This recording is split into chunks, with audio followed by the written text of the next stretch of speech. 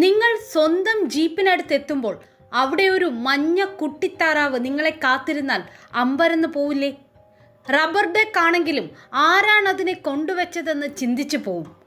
ഇങ്ങനെ ചിന്തിച്ച ഒരു കനേഡിയൻ ഡ്രൈവർ കുട്ടിത്താറാവിൻ്റെ ചിത്രമെടുത്ത് സോഷ്യൽ മീഡിയയിൽ പോസ്റ്റ് ചെയ്തു. സംഗതി വൈറലായി. കാനഡയിലെ പലരുടെയും വാഹനങ്ങളിൽ ഇതുപോലെ യെല്ലോ റബ്ബർ ഡെക്കിനെ കിട്ടിയിട്ടുണ്ട്.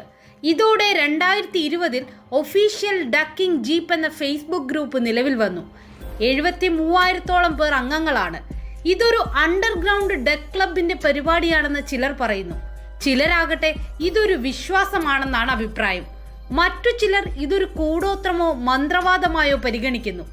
എന്തായാലും ഈ വിചിത്രമായ ഡക്കിംഗ് ജീപ്പ് പരിപാടി നിലവിൽ 14 രാജ്യങ്ങളിലേക്ക് വ്യാപിച്ചിട്ടുണ്ട്.